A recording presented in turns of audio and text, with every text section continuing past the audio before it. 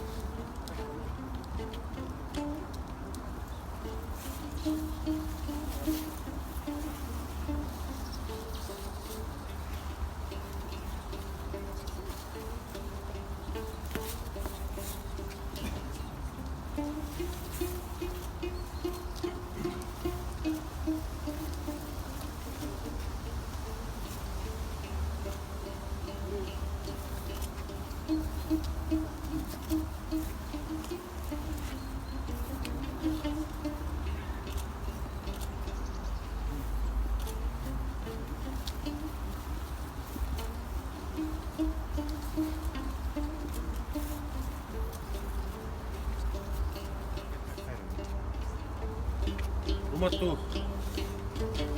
мекендештер, сакалдар, бүгүн эң биринчиден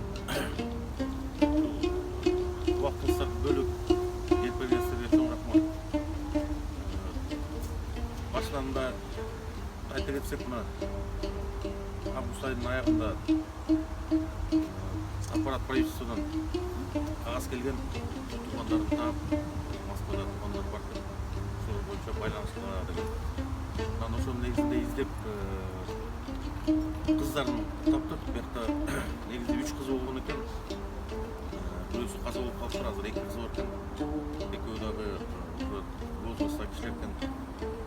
Анан алар келе алышпайт экен бияка. Ойлогонбуз, бирөөсү бир кыз келебиз десек, алда болуп калып келе албайт. Анан бир небереси кечинде Кыргызстанга учуп кетти. Бүгүнкү тоюна катышканга. Бүгүнкү той ошо Ысык-Көл областында, Тоң районунда Болотмамбетов айылында өтүп атат азыр 110 жылдыгы. Муну өкмөт туугандары келиптер, маракеттер өчүп. Анан туугандардын атынан ошо небереси барып катышып атат. Бүгүн ошол жакта той өтүп аткандан кийин бул жерде дагы биз кыргыздар көппүз. Келип ошо чогуу Куран окутуп коелу деген ниет болчу. Рахмат келгениңизге. Анан бул жерде аксакалдар бар экен, көп ушул киши жөнүндө маалыматтарды билген. Ошо чогуу баягы салам алышып калган жаштар. Сизге сөз. Атасына тыйым салат чоң рахмат. Бул ишини убагында чындыгын айтканда бул иши унутулуп бараткан адамдардын бирөө болду. Болбосо ушундай адамдардын унутулбаш керек. Себеп дегенде Кыргызстандын тарыхынын барактарында эң биринчи беттерине жазылып турган адамдардын бирөөсү мына ушул кишинин арбагы Болотмамбетовдун өзү.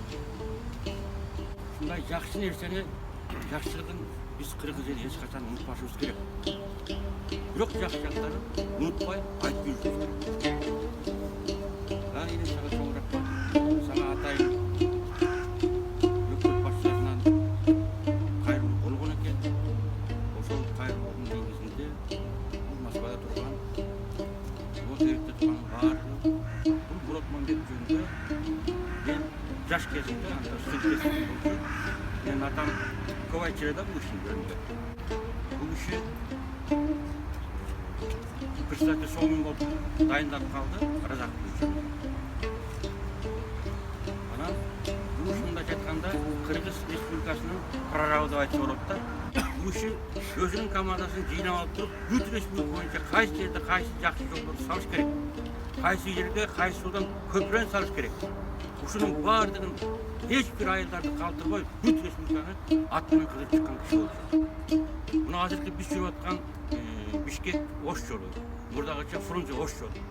ошонун проектин түзүп Москвадан келген проектировщик ошонун сметасын түзүп бияктан госпланга бюджетке киргизген ушу Кызыл көпүрөнүн башталышы ошонун Кызыл көпүрөнүн айтылышы дагы бул бир чети саясатка анан Советтер Союзунун желегине окшоштуруп Кызыл көпүрө деген атты биринчи ушул киши койгон.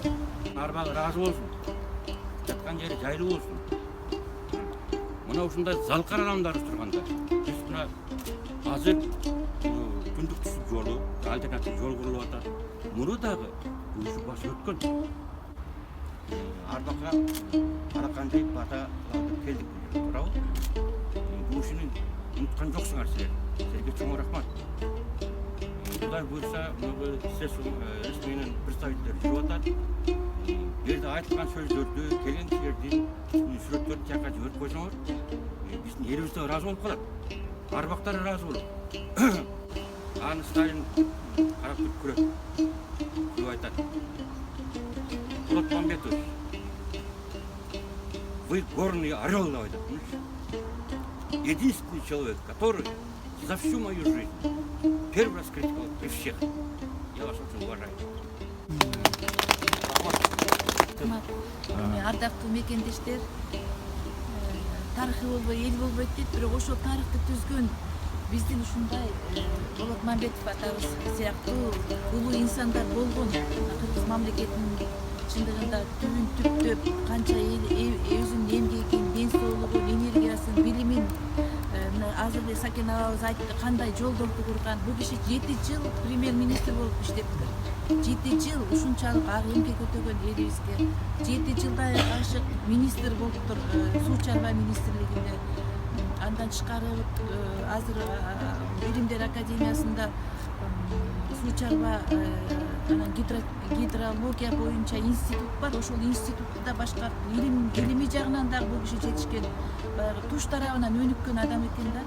Анан ушундай адамдар албетте баягы арбак ыраазы болбой тирүүлөрдүн жумушу жүрбөйт дейт. Мен абдан чоң кубанычтамын. Бүгүн ошондой кызматтык бир иш сапар менен учуп келип эле анан акбар аркылуу ушундай бир Куран окутуу болуп атат деп кыргыз диаспорасы ушул жерде чогулуп бул кишинин азыр арбагы да бир серпилип атса керек. Мына касиеттүү көлдүн жээгинде өзүнүн киндик каны тамган жерде азыр эскерүү кечеси болуп ошо мамлекеттик деңгээлде өтүп атат. А бул жерде мына Аскар биздин өзүбүздүн энелерибиз, Акбар баш болгон эжекелерибиз, сиңдилерибиз баш болгон агаларыбыз баш болгон өзүңүздөр келип эскерип аткандыгыңыздарга мен да миң мерте ыраазымын сиздерге.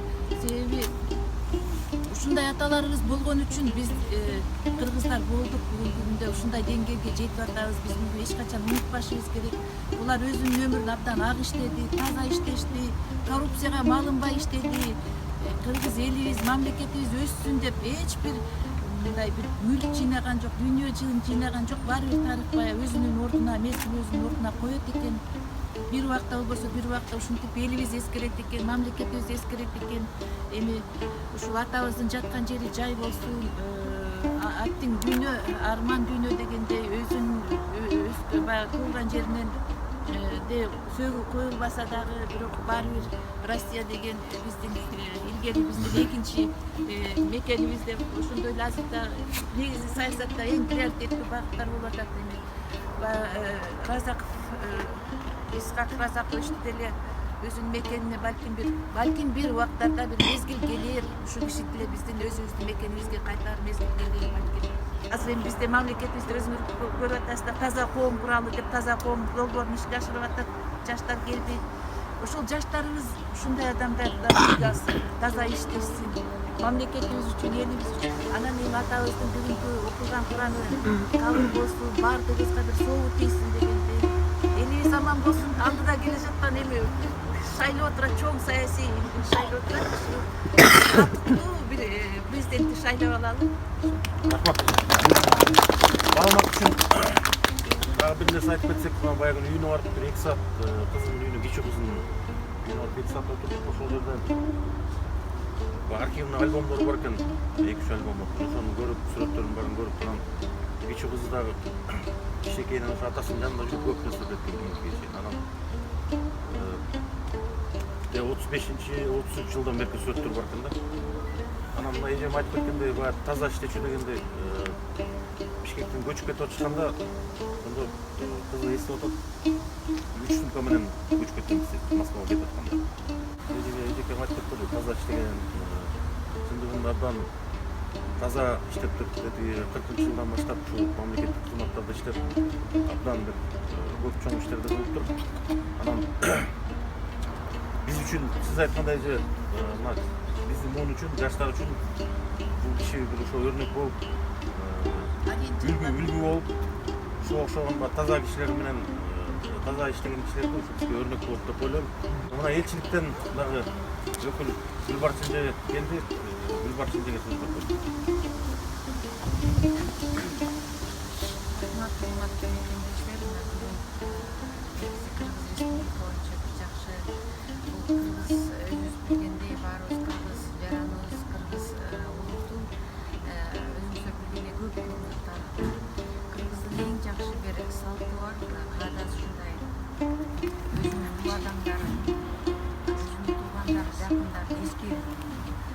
Алардан жакшы иш-чара болуп атат деп ойлойм.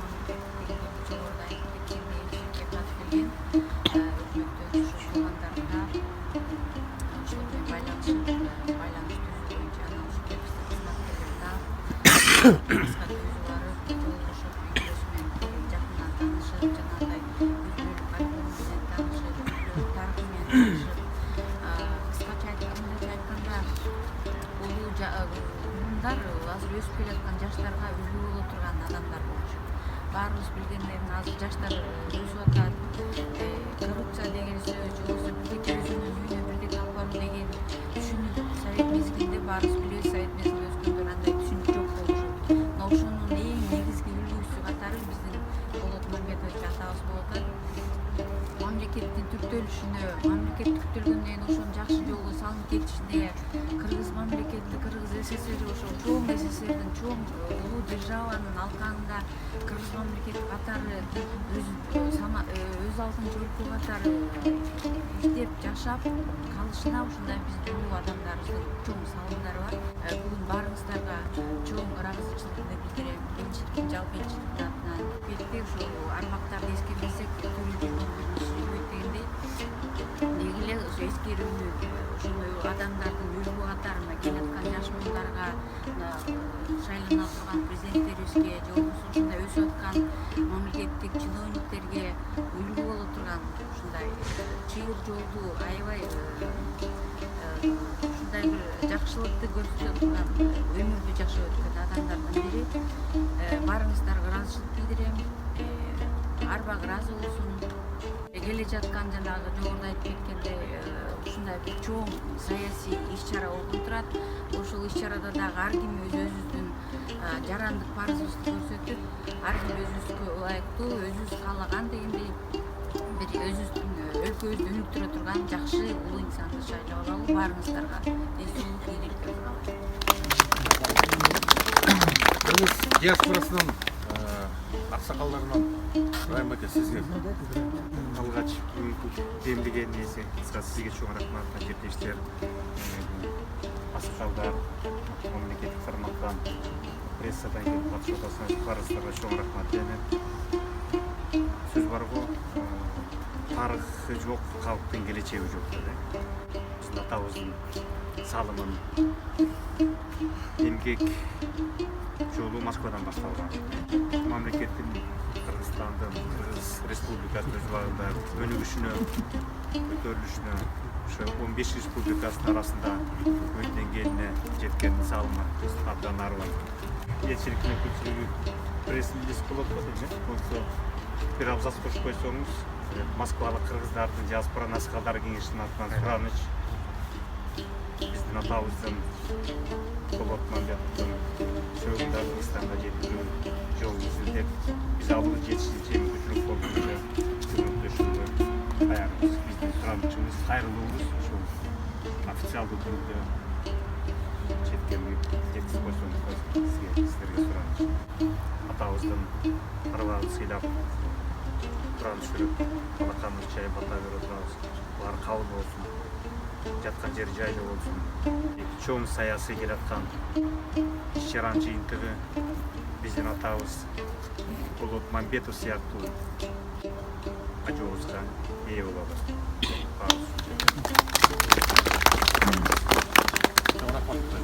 Маалымат үчүн айта кетсек, Кыргызстандан айчкан ушул сөөгүн алып кетүү боюнча туугандар менен сүйлөшүп туугандарды айтыштылар.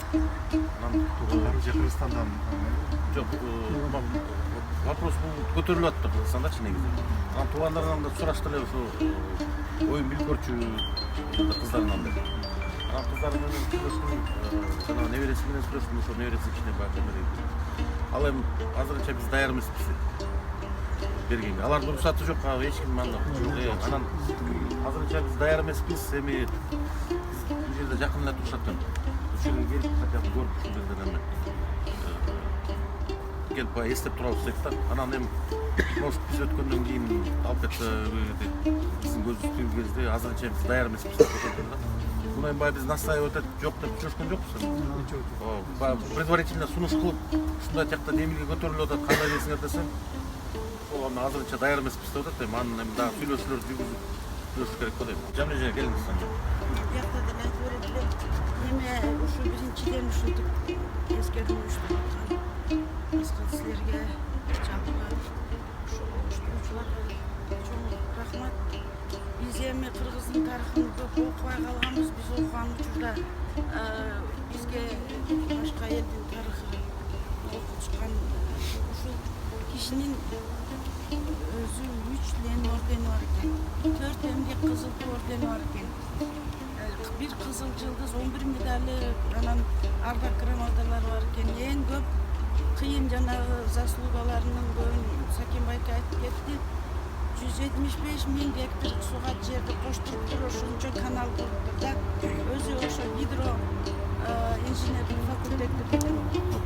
Анан ошол 30 каналын оштогу каналдарды деги жанагы орто токой суу сактагычы чоң каналдарын ушулардын баарын курдурган экен. Бул кишинин кылган эмгеги өтө эле көп экен.